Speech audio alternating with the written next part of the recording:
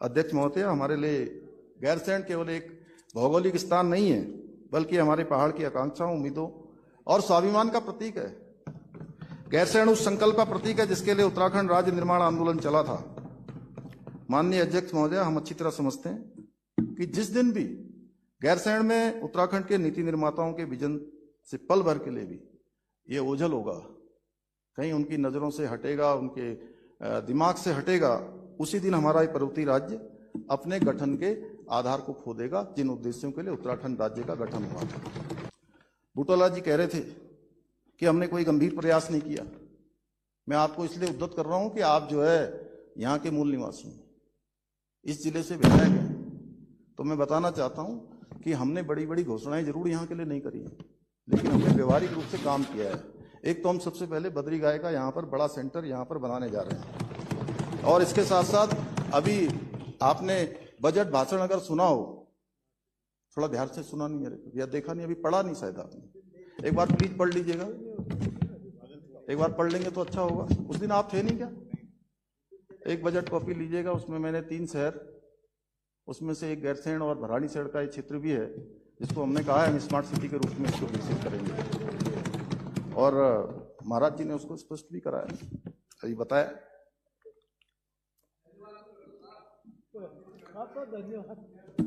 चलिए, परंतु जब भी आप ऐसी बात करते हैं तो मुझे लगता है कि शायद आप भूल जाते हैं कि आपकी सरकारों के दौरान विकास को लेकर यहां पर अगर कोई ठोस प्रयास किए गए होते तो आज इतनी बात करनी नहीं पड़ती। अध्यक्ष महोदय, हमारे लिए गैरसैंण केवल एक भौगोलिक स्थान नहीं है, बल्कि हमारे पहाड़ की आकांक्षाओं, उम्मीदों और स्वाभिमान का प्रतीक है।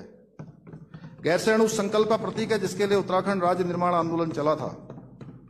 माननीय अध्यक्ष महोदय, हम अच्छी तरह समझते हैं कि जिस दिन भी गैरसैंण में उत्तराखंड के नीति निर्माताओं के विजन से पल भर के लिए भी ये ओझल होगा, कहीं उनकी नजरों से हटेगा, उनके दिमाग से हटेगा, उसी दिन हमारा ये पर्वतीय राज्य अपने गठन के आधार को खो देगा, जिन उद्देश्यों के लिए उत्तराखंड राज्य का गठन हुआ था। हमने अपने कार्यकाल में न केवल गैरसैंण को अपने हृदय में बसाया रखा, बल्कि ये भी सुनिश्चित करने का प्रयास किया कि हमारी सरकार की प्रत्येक रीति और नीति में गैरसैंण की छाप हो।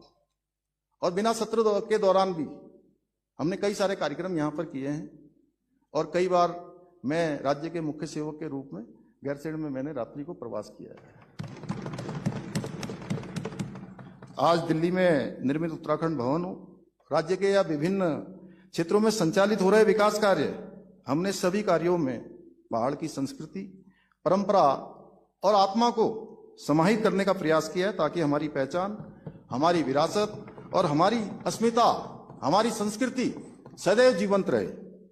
माननीय अध्यक्ष महोदय, मुझे गर्व है कि हमारी सरकार ने पिछले 4 वर्षों में जितने विधानसभा सत्र गैरसैंण में आयोजित किए, उतने शायद पहले कभी नहीं हुए, और भविष्य में हम इनकी संख्या और बढ़ाएंगे। आप बार बार कहते हैं कि यहाँ पर सदन हम नहीं चलाना चाहते। आप जितना सदन चलना है, जितना आपके पास जितना काम है, जितने हमारे प्रतिपक्ष के साथी चर्चा करना चाहते हैं, हम उस चर्चा के लिए तैयार हैं। आज थोड़ी चर्चा के लिए मैं तैयार होकर आया हूँ, शायद अभी 1 घंटा और लगेगा मुझे। ठीक है, कोई नहीं, परेशान नहीं होइए अभी। उसके बाद सुबोध भाई का बहुत काम है, अभी सुबोध भाई मुझे कह रहे थे, तो उसके बाद फिर चर्चा करेंगे हम लोग। और परसों शनिवार है, नहीं परसों फ्राइडे के अगले दिन सैटरडे को चला भी सकते हैं, छुट्टी करके अपना अपना काम निपटा के मंडे से फिर चलाएंगे, नहीं तो क्या दिक्कत है।